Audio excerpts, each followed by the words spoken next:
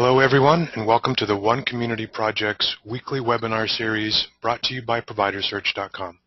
You can join us every Wednesday at 2 p.m. Eastern Time to gain insights from different professionals around the world. My name is Tyler Burke, and I'm the webinar organizer and today's moderator. It is my pleasure to introduce Dr. Cindy Fisher to today's program. Dr. Fisher has over 30 years of experience in special education, teaching K through 12, and more recently as a transition teacher working with 18 to 21-year-olds in community settings. During her teaching career, she provided staff development regarding classroom assessment. She's also been recognized by Friends of Special Education 3 different years, and her dissertation research on adults with intellectual and developmental disabilities gained special recognition by the Women's Graduate Research Council for being innovative. So Dr. Fisher, thank you so much for joining us today. Well, Tyler, thanks for having me. I'm going to switch over to my PowerPoint now. And just to lay a little bit of groundwork, today's topic is Transition After High School, Developing Independence on a Community College Campus, even if I'm not taking classes. So to give you a little bit of background, I am basing this presentation on my experience working with 18 to 21-year-olds in transition services. And for those who might not be real familiar with transition services, once a student with an IEP fulfills their high school graduation credits, he or she may be eligible for transition services if they have not yet met their IEP goals. And usually these are related to employment, independent living skills, and accessing education, whatever they want to do after they leave high school. So, and in my community, we're lucky enough to have a community college that offers some non-credit classes to help students acclimate to the campus. These classes have little or no homework, no grades, and very low cost. So many of these students go on to take credit classes, but others continue taking the non-credit classes on an indefinite basis, while some students are not even independent enough to take any classes at all. But I found out of these 3 groups of students that being on a college campus can be enriching for everyone. For example, those who are taking the non-credit classes still get a college ID, they can tell people they're attending college, and they can put it on job applications. If they're not taking classes, they have opportunities for social contact with friends that they know from high school. So why are we talking about independence? Well, for one thing, it's just a priority in our culture. Self-determination, community inclusion. We want everyone to be a citizen alongside everyone else. And when a person is able to function more independently, they're better able to take advantage of those opportunities for employment, for education, social events, shopping, etc. So in our country, we've had an emphasis probably over the last 3 or 4 decades of including people more in society through moving people out of the institutions into group homes or their own home. And then in schools, we've included people with disabilities in classrooms instead of separating them into separate rooms. So more recently, our move towards inclusion has switched to post-secondary education and employment. For example, the Higher Education Act of 2008 contains provisions to support students with intellectual disabilities to attend college. And then the Employment First movement, which is going on right now, reflects an emphasis on employment being considered as the first alternative for our youth as they exit the school system. So for those students, we may have thought in the past, oh, this person would have a really hard time getting a job, so we should probably plan on that person going to day services. Now that has shifted to, we're really going to try to find a job for everyone. Everyone can be employed if we find the right place for them. And then we try to do that. And if that doesn't work out, then we'll look at day services. But even day services are now incorporating vocational activities into their programs. So a college environment has so many opportunities for building the kind of independence that can help the person in so many ways. So, and someone might ask, why would you take time to transition? If someone wants to take credit classes, why wouldn't they just jump in and start taking those? Well, and that's certainly an option, and for most people it is. But let's think about the differences that a person faces as they move from high school to a college environment. The biggest change for a person with a disability is that the education is no longer an entitlement. And so, thinking about K-12 education, everyone is guaranteed to have a free and appropriate public education. And if they're not progressing, then we provide accommodations in order to ensure success. Well, that ends once someone leaves the public K-12 education arena. When they get to college, in many states, they have open enrollment, so anyone can enroll for a class. But if they're not having success, the college is not obligated to ensure that that person is going to have success. If they're having behavior issues or academic issues, it may be a situation where it is not going to work out. A college will provide some accommodations, but probably not the range of accommodations that are available in K-12 education. And then if you're thinking about the structure of the day, the schedule is much different. Students are expected to get to class on time, manage themselves, manage their study time, get things turned in, ask for help if they need to. They're responsible for asking the instructor if they need an accommodation. The class sizes may be larger. The campus itself probably has more people, and the students have a wider range of ages. So, and then not to mention that the campus itself is probably covers more ground with more buildings as compared to a high school. Okay, so what would you do first if you wanted to start getting acclimated to a college and transition to that setting? The first thing I would recommend is just to walk the campus. Now, a person might want to sign up for a tour, or they may benefit more from just getting a map and start walking the campus on their own. I find that sometimes a guided tour provides too much information and lasts too long. And for many individuals, they would get more out of it if they just picked maybe 3 or 4 spots for one day's session and find those spots using the map and then come back another day when they're ready for more adventure. This way, they're going to pay more attention to where they're walking. If you're on a tour, you're going to follow the tour guide. Just like when you're riding in a car, the driver's paying more attention to where they're going than the passenger is. So if the person's using a map to get around the campus and find, the student union, then they're going to remember it more the next time than if they were following a tour guide. Okay, so where would you want to go on a campus at first? That's going to, again, depend on the individual. If it's someone who prefers a quiet setting, then they might want to go to the library or the computer lab, or they might want to go to the coffee shop in the middle of the day when it's not busy. If it's someone who's really social and they're looking forward to meeting up with maybe someone that they remember from high school, they might want to go to the student union and even go at lunchtime and have lunch there and just see who they recognize. Some other places to think about would be, make sure you know where the restrooms are. If you need elevators, find out where the elevators are. If they're interested in art, they could go look for the art building, check out the theater. And then another place I would recommend is finding the student organization office.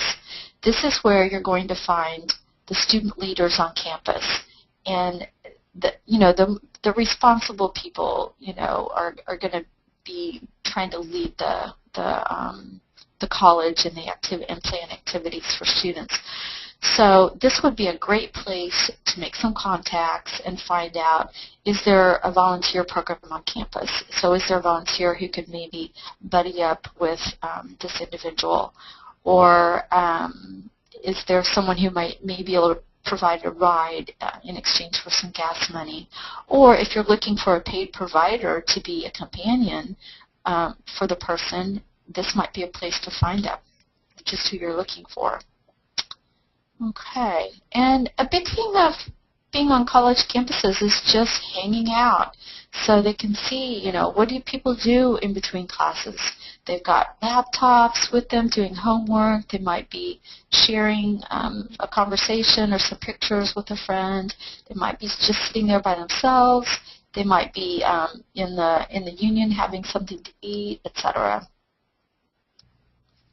If it's someone who likes to exercise, there probably would be several options. One, of course, is just walking around campus. You're going to get exercise.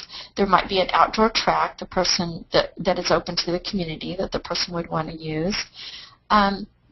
In my community, students can take a lifetime fitness class, which is an independent, self-guided class. They can take it for credit or non-credit. And when I've had students take that even if they weren't in a degree-seeking program, and we prepared them by setting up a routine for them of how to change clothes and take care of your things, get it locked up in the locker, and then remember to take your ID or whatever it is you need to go sign in the fitness center. And I think that's real important because it could be that when they were in high school and took a gym class, they may have had a para who made sure that their things were taken care of. And, so that they need to be able to go into the dressing room and take care of their things.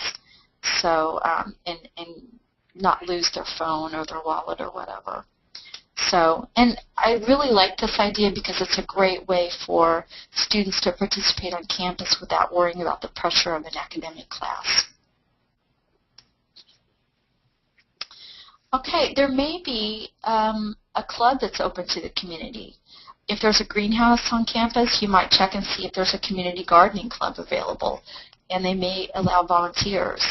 I found that I was able to have some students work in the greenhouse on the campus in my community, and it gave them a great work experience. They were rinsing, disinfecting, and cleaning the flower pots that had been used by the horticulture students. And the horticulture students really liked that because they could spend their time planting and studying and doing those other things, whereas the students I had going really benefited from learning that routine. Okay. So campus life is a big part, of course, of being a college student, and there's probably events happening at least once a month on campus. So what I would suggest doing is either getting on the college website and looking up campus life or student life and finding out what's on the calendar, or just checking out the bulletin boards as the person is walking around campus to see what's coming up. There could be things like festivals, concerts out in the courtyard, maybe a dance, a movie night, special exhibits.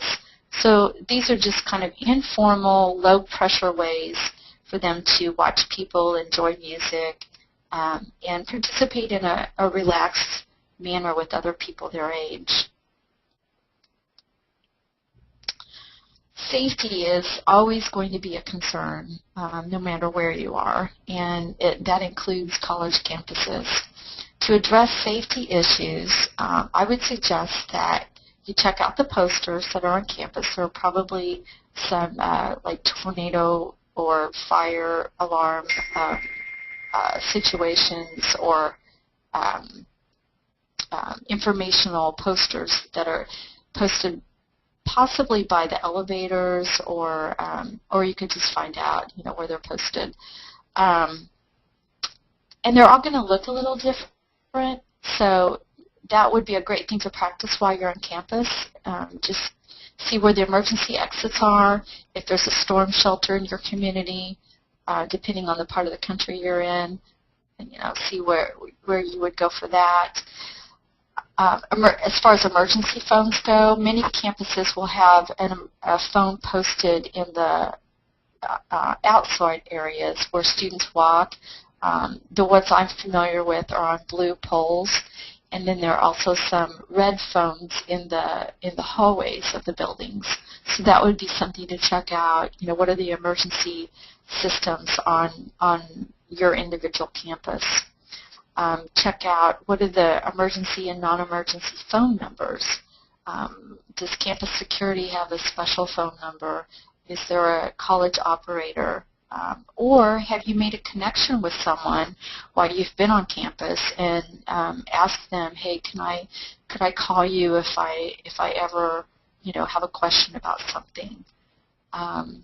So those would be all things to have stored in the person's cell phone. Let's see. And emergency procedures are also going to include, unfortunately, code red type procedures or shooters. And I know that's not a fun thing to talk about, but I think the reality is that it does happen, and it does happen on college campuses. So I have not found that alarms the students considerably. I think it's just a smart thing to talk about and get it out in the open and discuss different strategies. And the campus probably has an emergency system in place. So I would definitely check into that.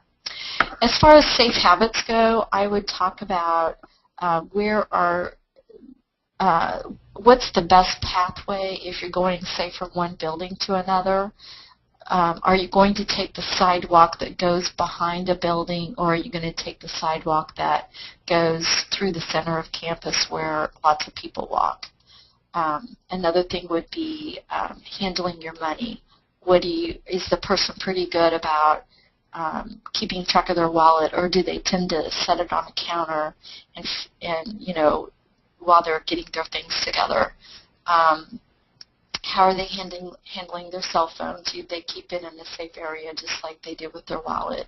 The more routines they have down, the easier that is going to be. Okay, and then in terms of interacting with other people, that's also definitely a safety issue. In schools, we often cover different kinds of friendships, and in terms of like concentric circles, and the middle circle would be the most intimate relationship, like your family, and then the next one would be dating partners, and then good friends, meaning you've been to their house, they've been to your house. The next circle would be maybe school buddies or coworkers, where you see them at school but you don't see them outside of school. And then the outer circle would be acquaintances. And so every one of those relationships has different boundaries and different safety tips. So talk about things like the obvious, the physical.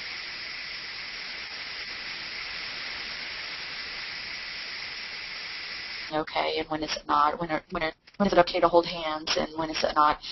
Is it okay to give someone a phone number, or is it okay to tell them?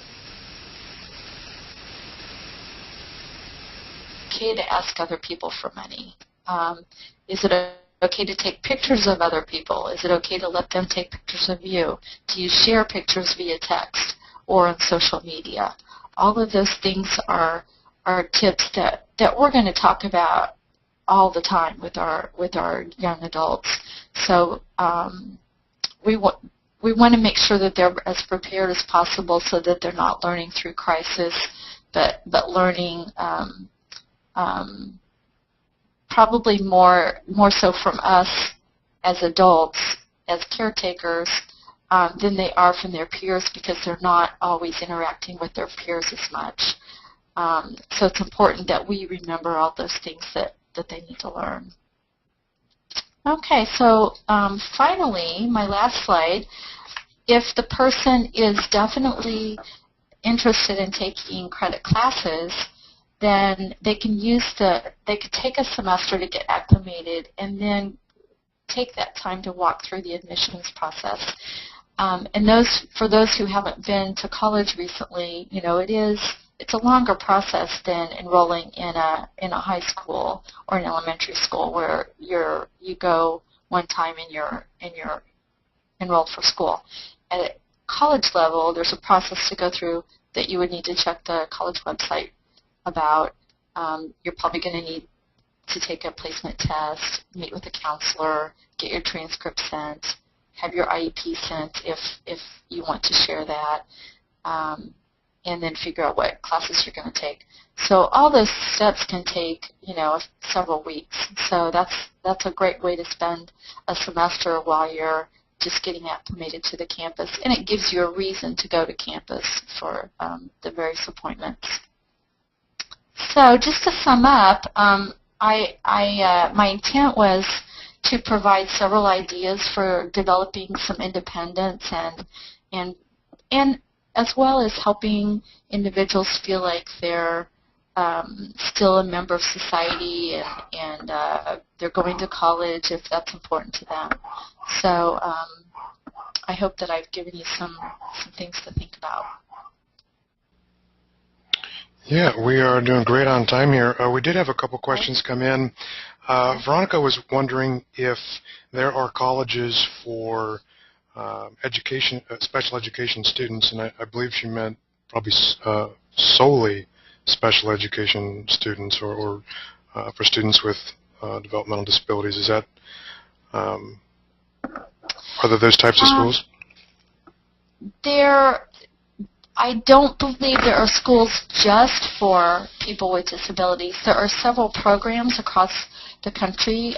There's a website called thinkcollege.net, and they have listed over 200 different colleges across the country that have special programs for people with intellectual disabilities. But they're based on college campuses. So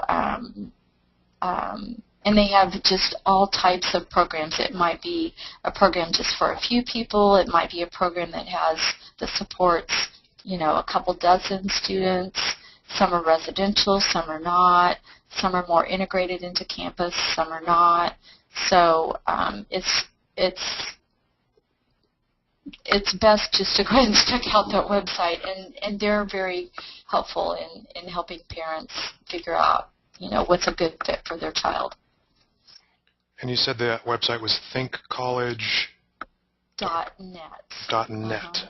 Okay. Great.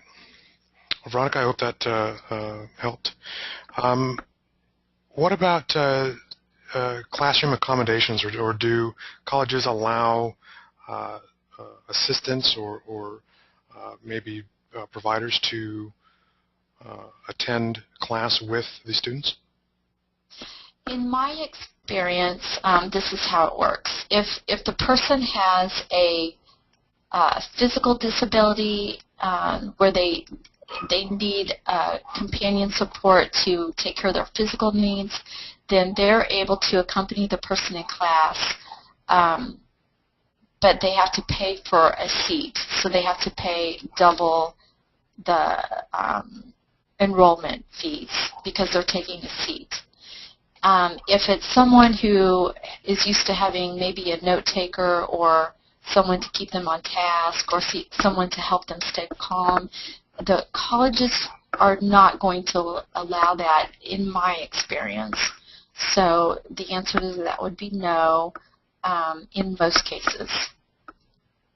So and that's one of the adjustments that is sometimes difficult for parents because they know that their young adult can be successful. They're smart. They want to take the classes, and if only the college would allow this. And that may be something that changes over time. But right now, the colleges are trying to face restrictions in their own budgets, and they're needing to have the seats filled with people who are paying tuition. And I guess they probably also have a certain level of functioning that they're expecting from the students. So that's why I think it's really nice to have that transition experience to help them build some independence and some confidence and get over the anxiety of making that huge transition. The first year that I have students who are just out of high school. They're having a lot of anxiety. They don't really know what the future's holding. They're not used to having a schedule that is less structured. But then I find the second year they're out of high school, they're much more relaxed and much more confident.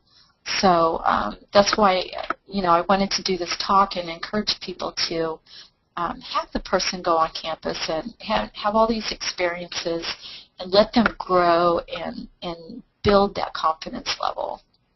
And then they might be able to tolerate an academic class more successfully. Well, fantastic. Dr. Fisher, thank you so much for sharing with us today. And this does conclude today's presentation. You can join us next Wednesday at 2 p.m. Eastern Time